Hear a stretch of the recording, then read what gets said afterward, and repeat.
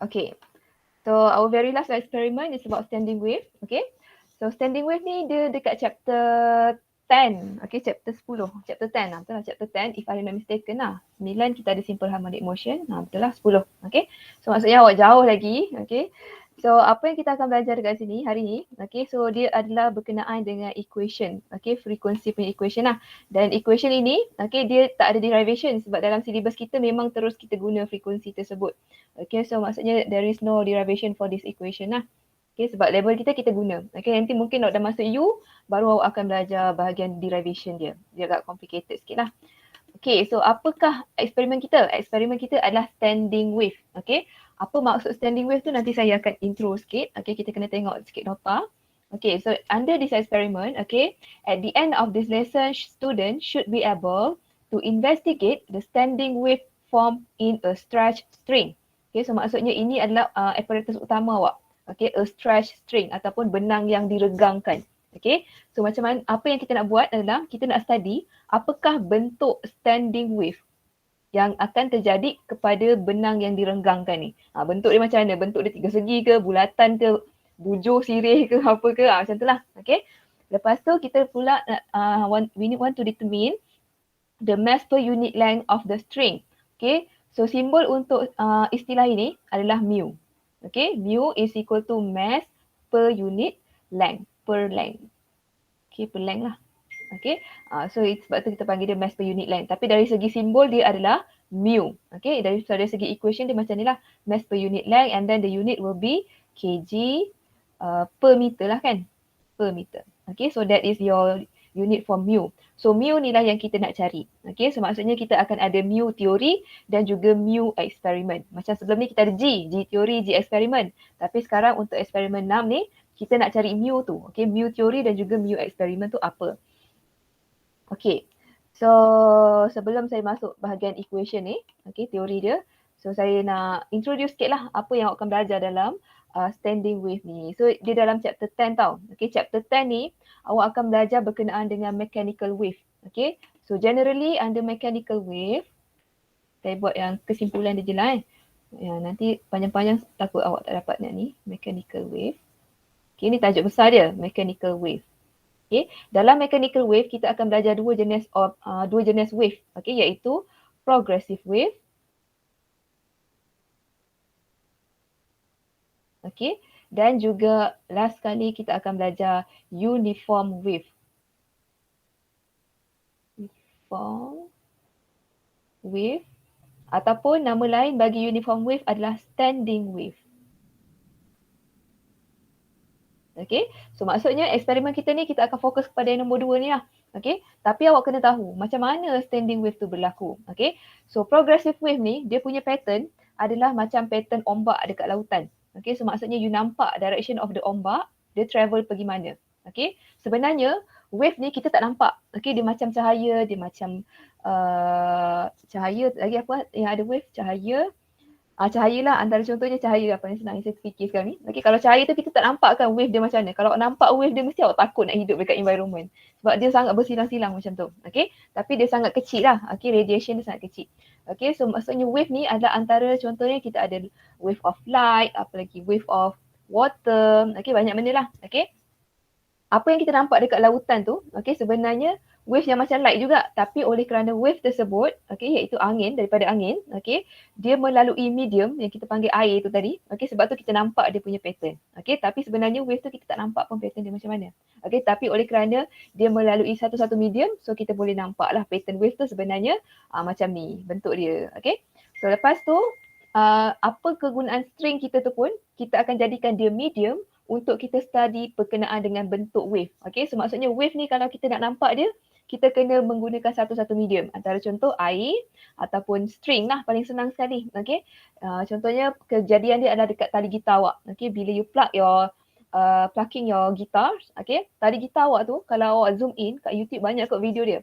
Bila awak zoom in kan slow motion of the guitar tu, you akan nampak dia macam ada gelombang tali tu. Okay, bila you plug one wires of the guitar, okay, dia akan macam ada radiation apa, dia punya wave tu lah, dia akan nampak wave dia. Okay, perbezaan utama di antara progressive wave dan juga standing wave adalah progressive wave, nama pun progress. So you nampak dia punya progress ataupun you nampak the direction of dia punya travel tu ke kiri ke kanan ke atas ke bawah. Okay, semacam kes yang ombak dekat lautan lah kita nampak. Okay, direction dia pergi ke semakin menghampiri pantai. Kita punya ombak tu, gelombang tu. Okay, maksudnya kita nampak direction of ombak tu dia travel ke mana. Okay, dia nampak direction dia lah. Tapi untuk standing wave, kita tak nampak ombak dia tu dia punya bentuk tu stagnan je, iaitu uniform je bentuk dia. So maksudnya kita tak nampak dia travel ke kiri ataupun ke kanan. Okay, dan untuk menghasilkan uniform dan juga standing wave ni, dia adalah hasil daripada superposition between two or more progressive wave. Barulah terhasilnya standing wave ni. Apa yang dimaksudkan dekat sini? Okay, progressive wave awak dah tahu kan bentuk dia macam dekat atas ni. Okay, so contohlah untuk kita menghasilkan uniform wave ni, okay, kita perlukan dua ataupun satu progressive wave, dua ataupun lebih daripada progressive wave yang bertembung di antara satu sama lain. Lepas tu barulah dia baru boleh menghasilkan standing wave. Contoh kan, kita ada satu wave, progressive wave yang pertama. Okay, ni progressive wave pertama. Okay, and then we have another one. Okay, sebab apa? Sebab syarat untuk kita menghasilkan uniform wave, we need two or more progressive wave yang bertembung, superpose. Okay, so maksudnya satu lagi progressive wave this direction. Dia bertembung. Okay, this is P2. Okay, so nampak tak? Pertembungan di antara dua progressive wave, okay, dia akan menghasilkan standing wave. So bentuk standing wave tu macam ni lah. Okay, dia macam ada loop-loop banyak macam tu. Okay, so maksudnya kenapa kita tak nampak dia travel ke kiri ke kanan? Sebab apa? Sebab loop ini, okay, kita tak akan nampak dia akan bergerak ke kiri dan kanan. Dia akan macam tu je sepanjang ada wave. Okay, sebab tu kita panggil dia sebagai uniform wave ataupun standing wave because the shape of the wave is not moving to the left or to the right. It's a stagnant wave. Okay, ataupun wave dia tu macam termenung kat situ je kita nampak dia. Tapi sebenarnya dia travel. Tapi oleh kerana dia ada pertembungan di antara dua wave, okay, certain part dia akan cancel each other and that's why kita nampak dia punya pattern tu seakan-akan dia tidak bergerak. Okay, so sebab tu kita panggil dia sebagai standing wave ataupun uniform wave. Okay, tapi syarat dia untuk menghasilkan uniform ataupun standing wave ni, dua progressive wave mestilah bertembung. Okay, kalau dia dalam direction yang sama, contoh macam ni, satu macam ni, and then satu lagi pun macam ni, okay, dia tidak akan berlaku lah. Okay, dia mesti dalam superpose. Okay, dia maksudnya dia bertembung di antara satu sama lain. Okay, so itu baru menghasilkan standing wave. So itulah yang terjadi dalam kita punya string nanti. Okay, kita ada satu string je nanti dalam eksperimen. Okay, so string tu dia akan ada dua end lah. Okay, satu end dan dua end. Ending yang pertama dan ending yang kedua. So apa yang awak akan nampak nanti dalam awak punya eksperimen adalah bentuk yang macam ni. Dia seakan-akan awak ada dua string yang berbeza. Tapi padahal dia hanyalah a single string. Magic kan? Sebab apa? Sebab satu wave, progressive wave tu, dia akan terbit ataupun dia akan terhasil daripada end yang pertama kat sini.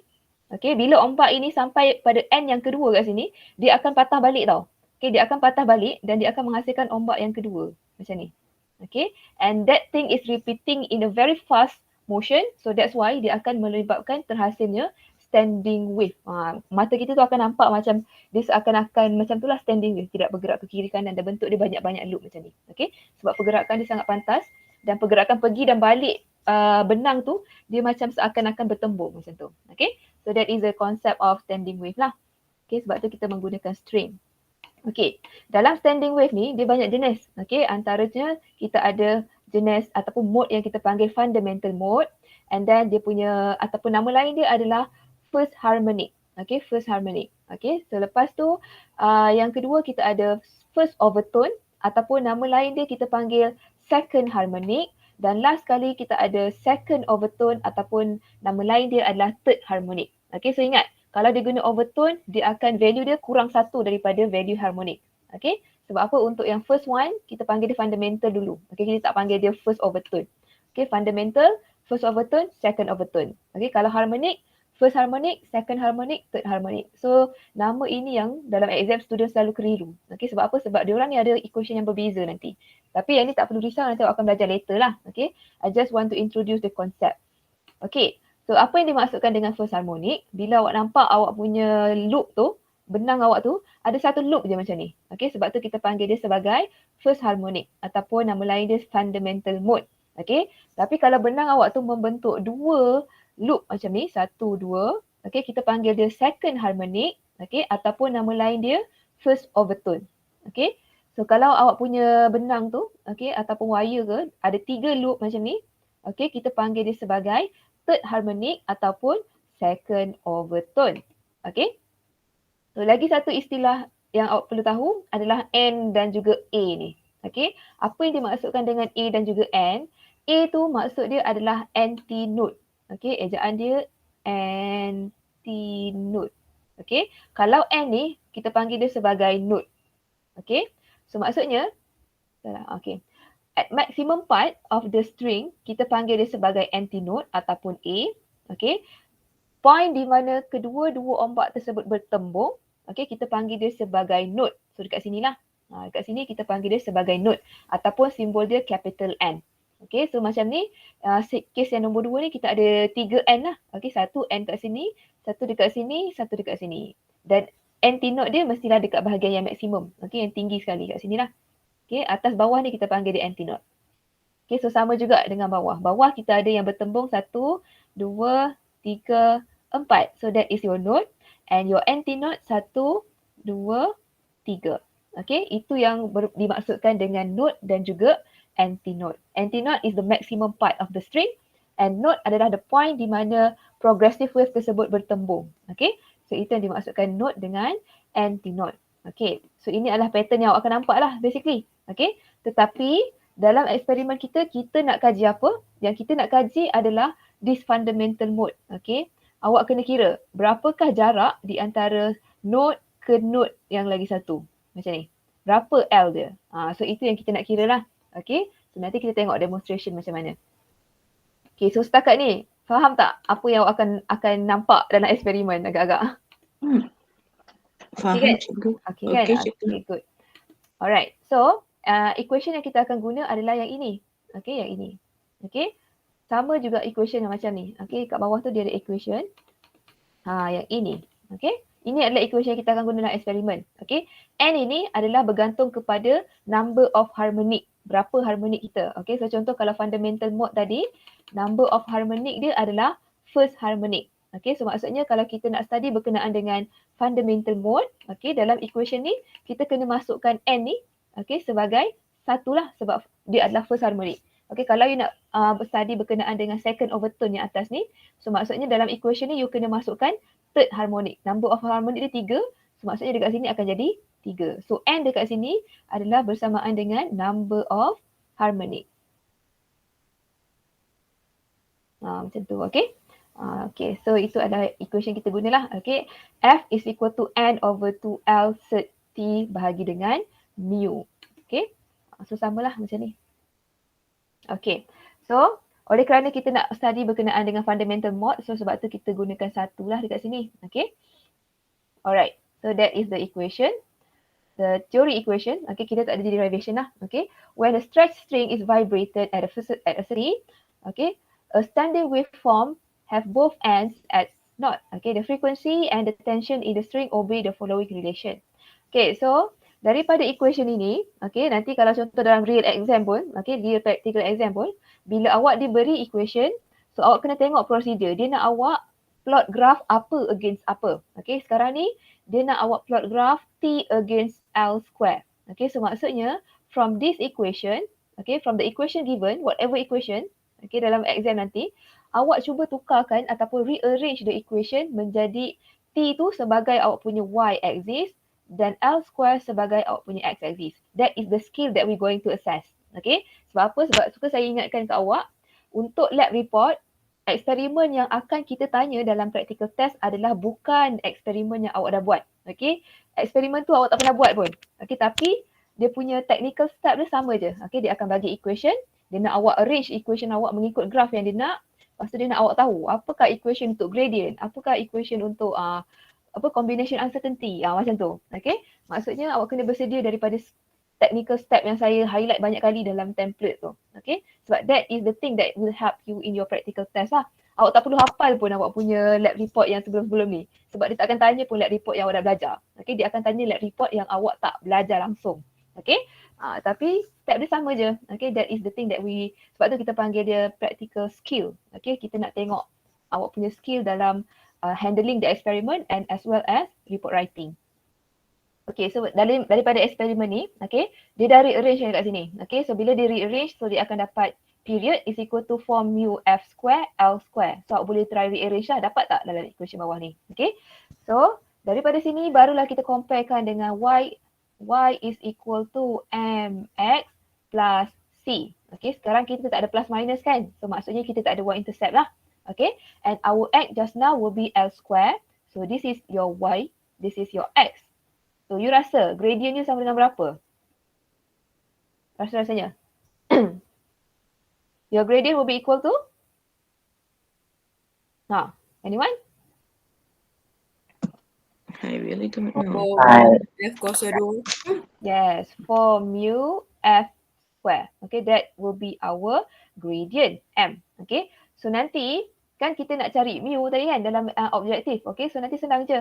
Awak rearrange this equation dan carilah mu tu daripada equation gradient. Okay, sebab apa? Sebab daripada graph awak dah boleh dapat value M. Okay, lepas tu F ini pun is a constant value because we set the apparatus at F is equal to 50 Hz. Okay, so maksudnya it's a constant value. So you boleh terus masukkan saja frekuensi tu kepada 50. Okay, so you rearrange, so you dapatlah mu u. Dan jangan lupa unit dia adalah mass per unit length kan. Okay, dia punya istilah dia mass per unit length. So dia adalah kg per meter. So this will be kg per meter, the unit. Okay, so ini adalah you punya mu daripada eksperimen. Senang je. Okay, so macam mana kita nak cari mu teori pula? Mu teori tak ada masalah, senang. Mu teori, okay, adalah bersamaan dengan mass of the string bahagi dengan length of the string that you going to use in the experiment. Kedua-dua ni saya akan bagi value dia. So you just kira mass bagi L berapa. So that will be your mu theory. Okay, so nanti you compare lah mu theory ini. Okay, mu theory ni you comparekan dengan yang you dapat dekat eksperimen and then kira lah percentage difference macam tu, macam biasa. Okay, so cara nak dapat mu theory macam ni. Mass bahagi dengan length yang saya akan bagi dalam template kejap lagi. Okay, alright. So itu je dari segi calculation, senang je. Okay, you boleh dapat you punya jawapan daripada gradient. And these are all the apparatus that you're going to use. Okay, you need a G-clamp, you need a solenoid or ticker timer. Okay, tapi untuk KMPP we are going to use ticker timer only. Okay, we don't need solenoid. And then for supply we need AC supply. It's between 2 and 6 volt and a metal rod. Okay, 2 bar magnet, a magnet bar, a piece of string approximately 2 meter long, a pulley with clamp, a wooden wedges, set of slotted mass 2 gram, 5 gram, 10 gram, 20 gram, a meter rule, connecting wire. Okay, so tapi untuk dalam KMPP, okay, awak tak perlukan dua ni. Bar magnet tak perlu dan juga metal rod pun tak perlu. Okay, sebab apa? Sebab these three assembly, okay, kita dah assemblekan dalam ticker timer. So maksudnya ticker timer ni dia ada kesemuanya lah sebenarnya. Okay, dia dah ada metal rod, dia dah ada bar magnet sekali. Lepas tu dia pun dah ada solenoid juga dalam ticker timer tu. Okay, so that's why we just substitute all those things dengan ticker timer saja. Lebih memudahkan lah. Okay, nanti kita tengok dia punya setup. Okay, this is the setup. Okay, we going to use AC supply. Okay, sebab apa? Sebab macam awak dah belajar, AC supply tu apa nama dia? Apa nama AC supply? AC supply stand for? Alternate current. Alternate current, yes. Another one we have apa? Current apa lagi satu? Direct current. Yes, direct current. Okay. So kalau awak ingat balik, okay, pattern AC dengan DC, DC is a direct current kan? So maksudnya the value of current supply is a constant value. Contoh you supply 1 ampere. 1 ampere dah sampai ke sudah. Okay. Contoh kalau ini adalah DC. Okay, tapi kita nak guna AC. Okay, kita tak boleh guna DC tau untuk eksperimen ni. Kita kena guna AC. Sebab apa? Sebab AC, dia punya pattern adalah wave.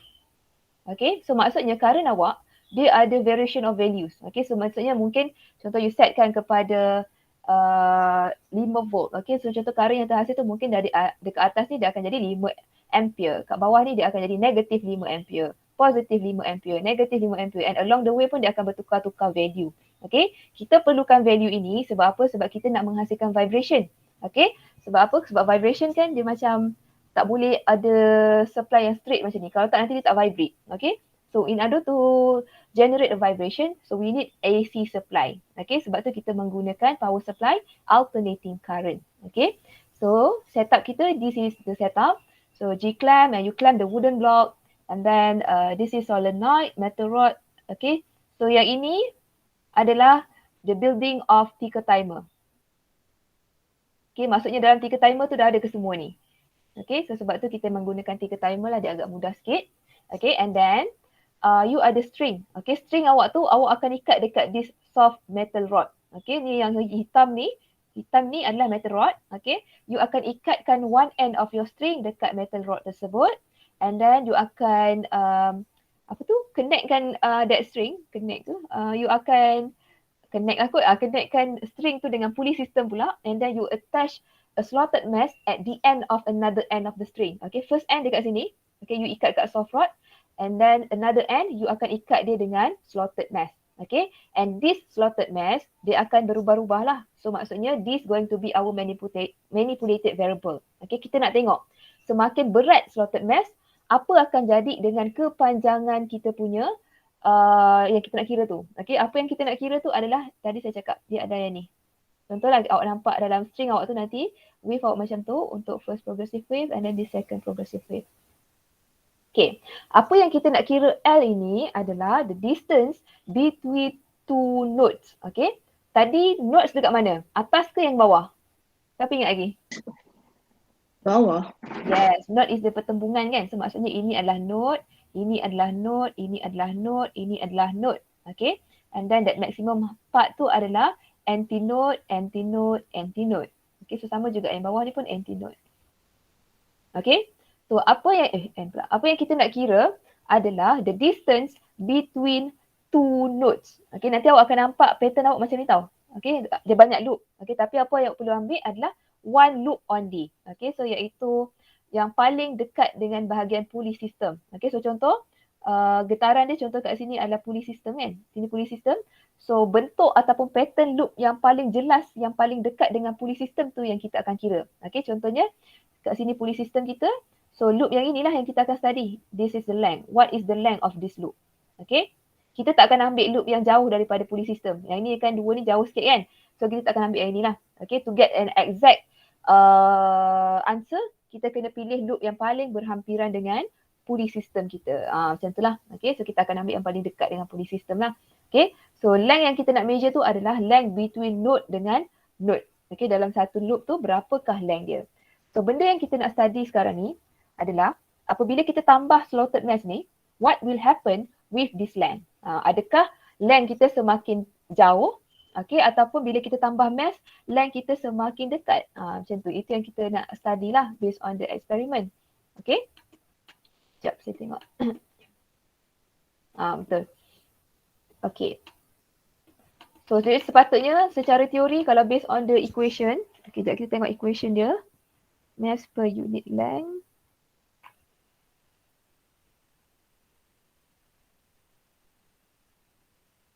Nah, dia sepatutnya directly proportional. Okay, sebab apa? T is equal to 4 mu F square L square. This is the equation. Okay. Mass ni dia akan terdapat dalam mu lah sebab mu tu ada mass per unit length. So 4 mass per L. Ni L lain tau. Ni L besar. Okay, dia tak sama dengan L kecil sebelah tu. L besar. F square L square. So T. Okay. Sekejap saya fikir. Okay. Length of the mass.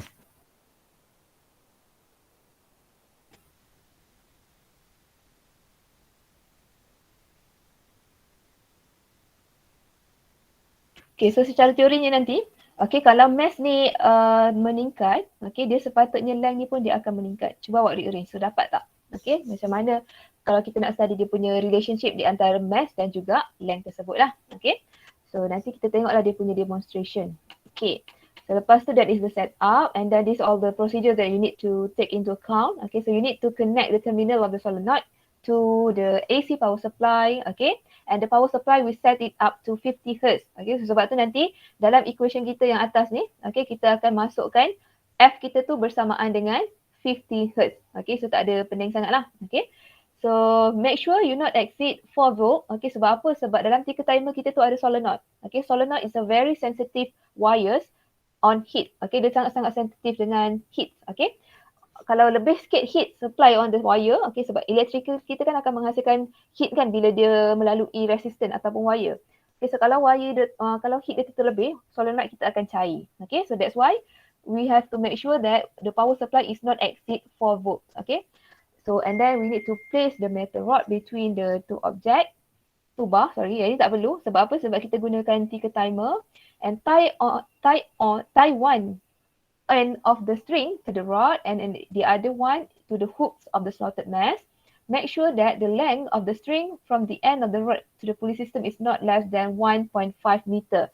So 1.5 meter tu adalah the length daripada sini, daripada rod ni ke pulley system awak.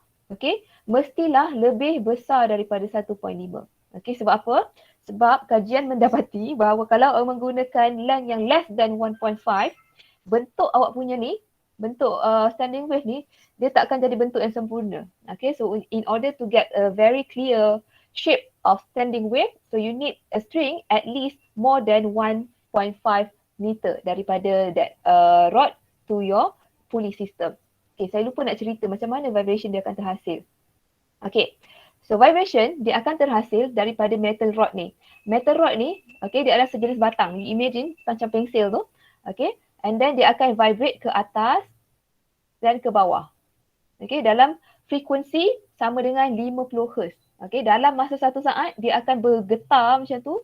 Dalam masa satu saat dia akan bergetar sebanyak 50 kali. Macam tu lah basically. Okay, 50 Hz. So meaning that in 1 second dia mampu menghasilkan getaran sebanyak 50 kali. So it's a very fast motion. Okay, so that's why dia mampu menghasilkan bentuk inilah.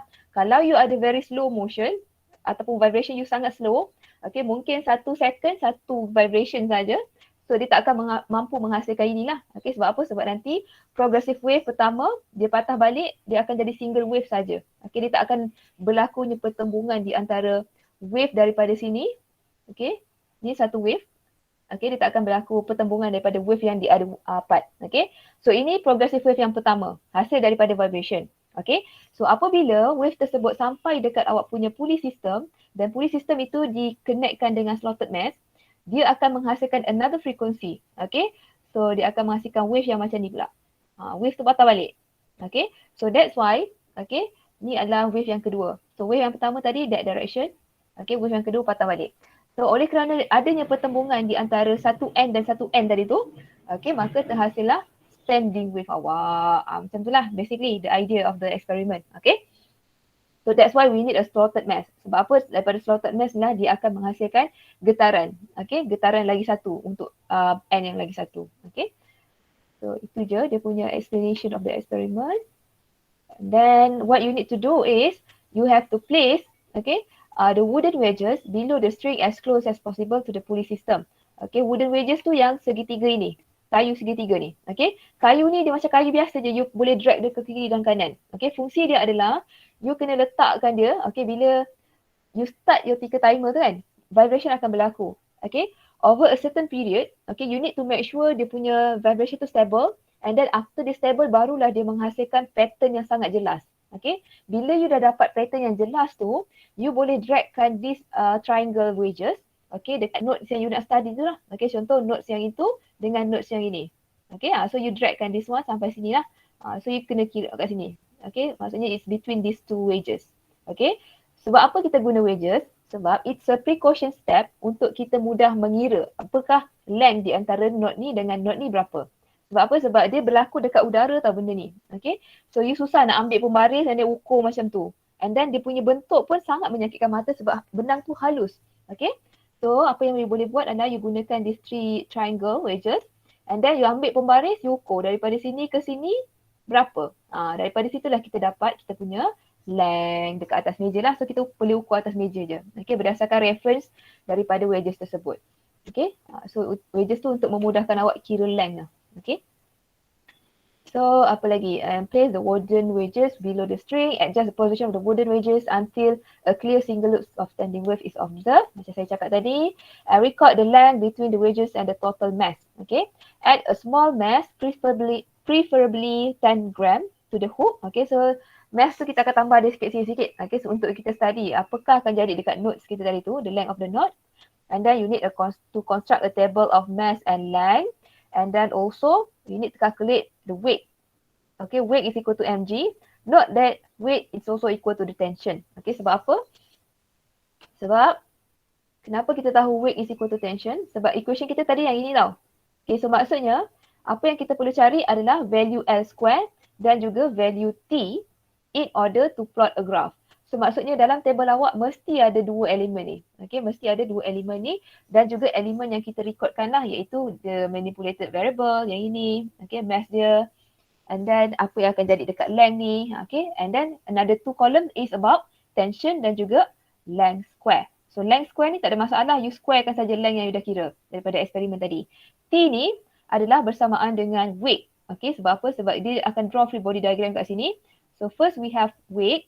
And then we have tension up there. Okay, so dari segi equation dia, summation of F is equal to 0 because we have no motion. Okay, kita tak ada motion ke atas dan ke bawah.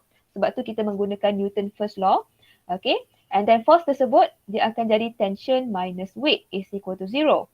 Okay, so therefore tension will be equal to your weight. Okay, dan weight tu adalah mg lah. So mass ini adalah bilangan slotted mass yang you letak kat situ. 10 gram ke, 2 gram ke, berapa gram ke. Okay, so nanti data semua saya kasih lah, don't worry. Okay, so that is the equation. So that is how you prove that tension adalah bersamaan dengan value weight of the slotted mass. Okay, so lepas tu dah dapat value table semua, you can plot a graph of T versus L square and then find the gradient and deduce the mass per unit length and its uncertainty of the strings if the frequency of the variation is 50. Okay, so maksudnya you kena describe what will happen with the mu, okay, apabila kita setkan frekuensi kita dekat 50 Hz. And then we change the mass tu apa jadi. So macam conclusion lah basically. Okay, so itu je dia punya procedure. So any question tak setakat ni? Okay ke? Okay ke semua? Okay. Okay So kalau okay kita tengok pre-lab sikit. Okay, pre-lab question. Okay, pre-lab question. Sekejap saya buka yang dah ada answers lah, senang sikit. Sekejap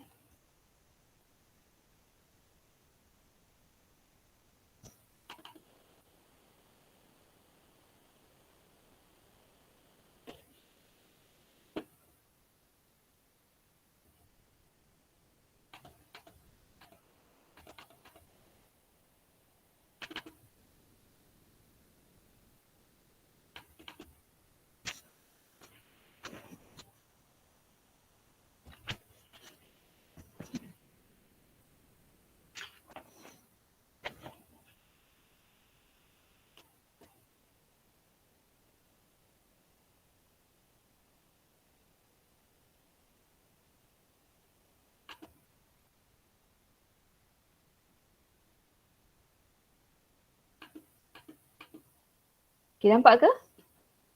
Nampak cikgu. Okay, good. Okay, so this is the pre-lab question. Okay, what is the meaning of standing wave? Okay, standing wave is a form of wave which the profile of the wave doesn't move through the medium. Yang macam saya cakap tadi lah, dia seakan-akan wave dia tu kita tak nampak direction dia travel ke kiri ataupun ke kanan. Tapi kalau progressive wave, iaitu jenis yang pertama tadi, kita nampak dia travel ke kiri dan kanan. Itu yang membezakan dia dengan standing wave lah. Standing wave is a wave where the profile tu, okay, the profile of the wave ataupun the pattern of the wave, okay, kita tak nampak dia bergerak ke mana. Okay, it doesn't move through the medium. Okay, seolah-olah lah, tapi sebenarnya dia bergerak je. Tapi kita nampak dia seakan-akan tidak bergerak. Okay, so itu yang dimaksudkan dengan standing wave inilah. Okay, and sketch standing wave form in a stretched string and label the notes and anti-notes. Okay, so tadi pun saya dah ada tulis. Okay, contoh dekat sini awak punya metal rod, the vibration. Okay, and then dekat sini awak punya pulley system. Okay, so apa yang terjadi adalah first progressive wave mungkin daripada sini, bawah ni. Okay, this is first progressive wave. So bila dia sampai dekat end tu, second progressive wave akan patah balik. Okay, akan patah balik. Okay, sebenarnya dia wave yang sama. Tapi oleh kerana kita punya vibration tu terlalu pantas, iaitu 50 kali dia vibrate dalam masa 1 second saja. Okay, sebab tu dia akan berlakunya pertembungan macam tu. Okay, sebab dia berlaku dengan sangat pantas and then dia akan terjadilah the formation of standing wave, which is the wave profile yang seakan-akan tidak bergerak ke kiri dan kanan. Okay, so lepas tu, how the standing wave is formed? Like I told you just now, it's a superposition between two progressive wave. So you boleh saring yang ini. Okay, ataupun you tambah two or more progressive wave. To be exact lah. Progressive wave. Okay, so yang bawah ni tak perlu. Okay, yang bawah tu just for lecturer reference saja. Okay. And then ditanya lagi, what is the symbol for mass per unit length ataupun simbol tadi mu. Okay, so mu adalah simbol untuk mass per unit length and then dia punya unit adalah mass bahagi dengan length kan. Okay, mass bahagi dengan length adalah kg per meter. So that is the unit for mu. Okay. Right. So kalau tak faham, let me know. Lepas tu dia tanya, state the manipulative and responding variable. So tadi saya cakap yang berubah-ubah adalah the numbers of the slotted mass. Okay, the mass of the slotted mass. You akan ubah dia sebab you nak kaji. Apabila slotted mass dia meningkat value dia, apa akan jadi dengan you punya length of the two nodes tadi. Okay, so maksudnya inilah jawapan dia. Okay, manipulated variable. And hasil daripada pertukaran tersebut akan ternampak daripada length of the two consecutive node tu akan ada perbezaan. Okay, that will be your responding variable. Alright. And construct a table for value of M and L. So this is the value. Okay, mass. Okay, plus minus 1. Sebenarnya plus minus ni tak ada pun tak apa. Sebab apa? Sebab slotted mass tu kan macam saya dah belajar, kita dah guna sebelum ni. It's a mass yang memang dah fix value dia. It's macam a coin yang memang kita dah tahu value dia adalah 10 gram, 50 gram. Okay. So sepatutnya ini tak perlu pun. Okay. So nanti you follow my table je. Okay, my table from the templates. And then second column, okay, kita nak study berkenaan dengan length. So length adalah, okay, kita akan menggunakan uncertainty of the ruler. Okay, iaitu plus minus 0.1. Okay, so sketch a free body diagram to show T is equal to W.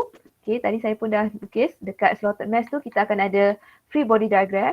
Okay, weight ke bawah dan tension ke atas macam ni. Okay. And then lagi. Okay, suggest a way to determine the actual value for mass per unit length of a string used in the experiment. Okay, macam saya cakap tadi, mu teori adalah hasil daripada pengiraan mass of your string dengan length of your string. Okay, maksudnya tadi dalam kita punya eksperimen tu, kita kan menggunakan string ni kan, benang ni. So maksudnya you kena measure, selepas you buat eksperimen tu, okay, you kena measure, you kena buka balik ikatan dia. Okay, you kena measure length of the string ni berapa. Itu adalah dia punya length besar. Okay, untuk kita kira mu. Okay, keseluruhan dia berapa. And then you kena measure the weight of the string tu berapa. Okay, dia sangat ringan. Okay, tak silap saya 10 kuasa berapa entah. Negative something, 10 kuasa negative something berat dia. Sangat ringan. Okay, so bila you dah dapat mass of the string and then bahagi dengan L, keseluruhan tali tersebut, so you dapatlah value mu awak. Dan value mu tersebut adalah value mu teori. Okay. So macam equation ni lah. Ada tertinggal length. Okay. Macam ni. Alright.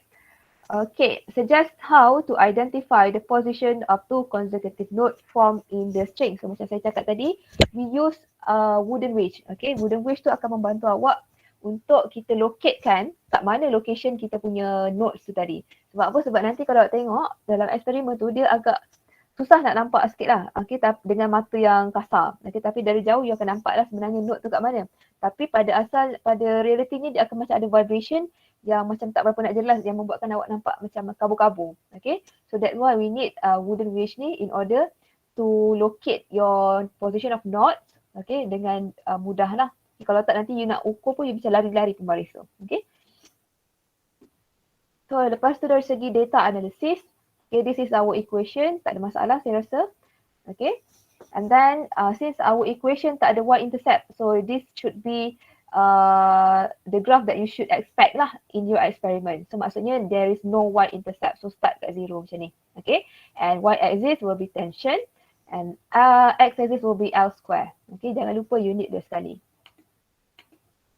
And the table is like this. Okay, yang ini don't worry, saya dah bagi dekat template nanti, tak perlu risau. So we need mass. Okay, ni apa yang kita measure dalam eksperimen. So this is our primary data. Okay, maksudnya data yang kita extract daripada eksperimen, yang kita measure sendiri daripada eksperimen. Okay, yang ini adalah secondary data. Siapa ingat secondary data kena berapa titik perpuluhan? 3. Yes, 3 titik perpuluhan. Yang ini kena follow uncertainty. Okay, kena follow uncertainty. Yang ini kena follow 3 DCP. Okay, ingat sebab dalam template saya dah tak buat dah. Saya nak tengok ingat ke tak. Okay.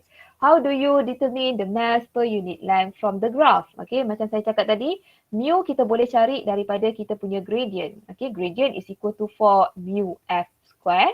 Okay, m kita akan dapat daripada calculation gradient kita lah, daripada graph. F sama dengan, berapa tadi F saya cakap? Is it? Berapa frekuensi kita tadi? Siapa ingat? Berapa value dia? 1/2 L 50. set. Frekuensi adalah 50 Hz. Okay, kita setkan dia kepada 50 Hz tadi. Iaitu vibration awak soft rod tadi tu, dia akan bergetar sepantas 50 kali dalam masa 1 saat. So that's why dia akan menghasilkan vibration dan menghasilkan wave lah dekat benang awak tu. Okay. So itu yang, ini value ni fix lah, it's a constant value. Okay, so maksudnya kita boleh terus masukkan value dia. Okay. Throughout the experiment, the terminal are connected to AC power supply. In your opinion, why does this essential? Okay, so saya cakap tadi, kenapa kita perlu connect dengan AC? Because we want to produce a vibration. Okay, kalau kita guna direct current, soft rod kita tu tak akan vibrate. Dia akan macam tu je. Dia akan mengalihkan arus elektrik yang macam tu je. Maksudnya tak ada sekejap ke atas, sekejap ke bawah. Tak ada. Okay, tapi kalau kita menggunakan AC power supply, since the value of the current is not consistent, okay, so that's why kita akan menghasilkan vibration dekat kita punya soft rod tadi. Okay, macam itulah in order to produce vibration on the string ataupun wire. Okay, so okay ke? Ada nak saya ulang part mana-mana tak? Jelas ke? Okay ke semua? Okay. Okay, okay. This experiment is very simple lah, don't worry. Okay, sangat-sangat mudah eksperimen dia. Okay, so sebelum tengok demonstration, kita tengok template dulu . This is the template that I already prepared for you. Okay, so macam biasa, okay, kalau ada macam contoh value yang tak macam pelik, inform saya tahu sebab saya buat macam tengah malam tadi, saya takut kadang ngantuk kan, saya tak nampak macam kesalahan ke apa. Okay, so objektif, macam biasalah, objektif of the experiment, you can refer to your lab manual. Okay, and objektif kita nak study macam mana standing wave tu terbentuk dan juga apakah value mu, okay, iaitu mass per unit length. Okay, and this all the information that is given, delta M, mass of the string and length of the string. So maksudnya daripada sini you bolehlah kira you punya mu is equal to mass over length. So masukkan saja value mass dan juga length tersebut. So that will be your mu theory. Okay, sama dengan berapa kg meter per meter. Okay, so that will be your theory value lah. And this is going to be your table. Okay, mass. So ini adalah data awak. So kita akan menggunakan slotted mass 10 gram, 20 gram, 30, 40, 50, 60. Okay. So lepas tu kita akan, ni adalah length of the node. Okay, yang saya dah dapat. Ni ada garisan . Kenapa tadi hilang? Tak perasan. Oh ada, okay. Okay, length kita pun dah dapat . Okay, so maksudnya awak tengok kat sini.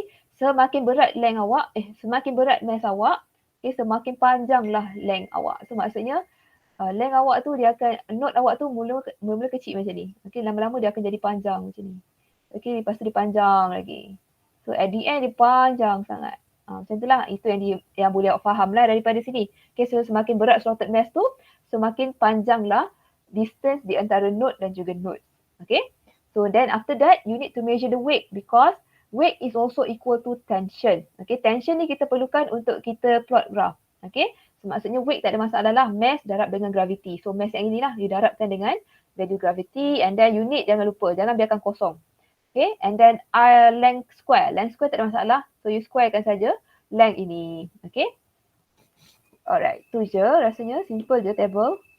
And then after that you just repeat graph macam biasa, step eksperimen macam biasalah. Okay, centroid and then mark the centroid and then plot the graph with title, label, scale, data are marked correctly and the size of the graph, Okay, mestilah lebih ataupun bersamaan dengan 60%. Cara dia senang je. Awak tengok kotak-kotak besar kotak besar bukan kotak kecil. Kalau graf awak tu ada punya gradient punya line tu, okay, melebihi, dia melangkau lebih daripada 6 kotak, so maksudnya dah lepas dah tu. Okay, tapi kalau gradient line awak tu, dia melangkau mungkin dalam 5 kotak saja, maksudnya tak lepas lagi. Okay, bila tak lepas, so kosonglah markah kat sini. Okay, itu je, senang je nak tengok size graf awak tu competent ke tak untuk exam. Okay, lepas tu triangle of the gradient must be more than 50%. So maksudnya you lebih 5 kotak lah, 5 kotak besar. Kaki kanan, kaki atas, kaki bawah of the triangle mestilah lebih daripada 5 kotak besar. Senang je. So 60%, so maksudnya 6 kotak besar. 50%, 5 kotak besar. Okay. So yang ini dia dalam exam tau. Okay, memang saya ambil daripada rubrik exam. So kalau contoh dalam exam, awak punya kaki triangle tu awak melangkau sejauh 4 kotak saja. So dekat sini akan dapat kosong. Okay. So sayanglah nanti. So nanti kena make sure kaki triangle awak tu mestilah melangkau 5 kotak besar. Okay, so lepas tu a balance best fit line lah. Tak ada masalah. Okay, and gradient. Lepas tu kira gradient macam biasa step dia. Yang ini saya ambil je template daripada eksperimen lama. So the thing as you need to change this to your value lah. Okay. Tu semua saya ambil daripada template lama saja. Okay. And then macam biasa kira delta M and M. Okay. Lepas tu represent your delta M dengan M macam ni. And ingat displacement, decimal place untuk delta M kena follow M. Okay. Kena follow M. So berapa M you dapat. And then you kena tentukanlah significant figures dia berapa. Okay. Berdasarkan tips yang ini. Okay. Macam mana you nak determinekan value gradient you kena follow yang itu. Okay, and then macam biasa comparekan. Okay, so ini adalah contoh, ni example value saja tau. Okay, saya dapat mu saya sama dengan 3.27 darab 10 kuasa negatif 4 kg per meter. Okay, so lepas tu untuk saya gunakan combination uncertainty. So equation saya akan jadi M is equal to 10,000 mu. Okay, sebab apa? Sebab frekuensi ni, okay, sepatutnya equation gradient saya macam ni. Okay, so maksudnya nanti frekuensi ni, okay, saya akan convertkan dia kepada value yang constant tadi lah, iaitu 50. Okay, so dia akan jadi 50 darab 4. Okay, so jadilah equation saya macam ni. Okay, so M is equal to 10,000 darab mu. Okay, so bila macam tu kita refer kepada combination uncertainty tu. Okay, so equation yang saya dapat adalah yang macam ni lah. Okay, delta mu bagi mu is equal to delta M over M. Okay, so rearrange, so dapatlah delta mu berapa. Okay. Delta M awak dapat, saya dah bagi. Gradient is a gradient. Okay, mu you dapat daripada calculation gradient. Okay, mu ni bukan mu teori tau. Mu yang dapat daripada calculation gradient tadi. Okay, dapat berapa masukkan kat situ. So nanti dapatlah value delta M ni, delta mu tu sama dengan berapa. Okay, so untuk delta mu, apa yang you perlu buat dari segi dia punya significant figures dia adalah you kena bagi saya one significant figure saja. Okay, dan dia punya standard form iaitu times 10 to the power of berapa tu mestilah sama dengan, insyaAllah sama dengan value mu you. Okay, value mu yang you dapat kat sini berapa. Contoh tadi mu saya dapat adalah 10 kuasa negatif 4. Okay, so maksudnya you kena jadikan mu you ni, delta mu ni pun kepada 10 negatif 4. Okay, barulah you boleh represent you punya answers tu dengan cantik lah. Okay, so contoh saya dah buat calculation, ini semua value contoh tau. Okay, contoh saya dah buat calculation, saya dapat delta mu saya adalah 3.4 darab 10 kuasa negatif 5. Okay, so maksudnya sekarang ni, saya tak memenuhi kriteria ni. Okay, saya tak memenuhi one significant figure, saya tak memenuhi kriteria same standard form as mu. Okay, sebab mu saya tadi 10 kuasa negatif 4. Okay, so apa yang saya perlu buat? First step, I need to make this value kepada one significant figure only. Okay, so dia akan jadi value dia 3.0 darab 10 kuasa negatif 5. Okay, so saya bundarkan. 4 tu dah tak ada lah. Okay, sebab dia nak satu significant figure sahaja. Okay, kalau 3.4 tu dah dua significant figure. Alright. So lepas tu step yang kedua, I need to make sure my standard form mesti sama dengan value M tadi, iaitu 10 kuasa 4 ni. Yang ni. Okay. So macam mana saya nak jadikan dia value yang sama? So ada satu formula lah. Okay, iaitu you boleh bahagikan value of you punya delta mu tu, okay, dengan standard form of mu. Okay, so contoh delta mu tadi you ada 3.0 darab 10 kuasa negatif 5. Okay, you bahagikan dengan standard form yang kita nak lah, iaitu daripada mu tadi kita ada 10 kuasa negatif 5. Okay, so nanti you akan dapat jawapan dia sama dengan 0.3. Okay, tapi ini bukan final answer. Okay, so you jangan lupa you kena tambah lah 10 kuasa negatif 4. Okay, tujuan dia yang ini kita hanya nak dapatkan apakah value yang dekat depan 10 kuasa negatif 4 tu. Tapi 10 kuasa negatif 4 tu you kena tambah sendiri. Okay, kita kena dapat yang ini je. Tapi yang belakang ni you kena tambah sendirilah. Okay, so that is the step how you want to have the same standard form as you punya mu. Okay, bila dah ada standard form semua yang sama, okay, barulah you boleh represent your answers. Okay, dan important note kat sini, decimal point untuk mu kena follow delta mu. Okay, berbeza dengan gradient. Gradient delta follow m. Tapi untuk jawapan, okay, jawapan yang kita nak, okay, iaitu mu ni, jawapan tu mesti follow delta pula. Okay, dalam gradient delta follow m. Delta m follow m. Okay, tapi sekarang mu kena follow delta m. Okay, dia terbalik. Jangan anggap dia sama. Okay, benda ni ada markah tau. Okay, kalau you salah nanti dalam exam, salahlah jawapan you. Okay, alright. So, ini pun salah ni. Saya lupa nak edit. Okay, so maksudnya tadi jawapan kita, dia akan jadi 3.27 plus minus 0.3. Okay, yang ni pun salah. Nanti saya betulkan balik. Okay, dia akan jadi 3.3 lah. Okay, sebab apa? Sebab kita kena follow decimal point delta M ni. Delta M decimal point dia 1 je. Macam ni. Okay, so maksudnya yang 3.2 tadi tu pun kita kena jadikan dia 1 decimal point. So dia akan dapat 3.3 plus minus 0.3 darab 10 kuasa negatif 4 and the unit. Okay, so dia ada 3 bahagian. You punya value, you punya standard form, you punya unit. Okay, so kena ada 3-3 ni. Okay, kalau kita tinggal standard form, salah. Okay, kena ada standard form lah. Okay, and then after that macam biasa, kira percentage of uncertainty and also percentage of difference. Okay, and then bahagian discussion. Macam biasalah, restate je balik apa yang dia dapat, and then please state for me 2 possible errors. Okay, 2 possible errors and 2 precaution steps. Dan after that dah habis lah. Okay, tak ada masalah. Okay, yang bawah tu just combination uncertainty.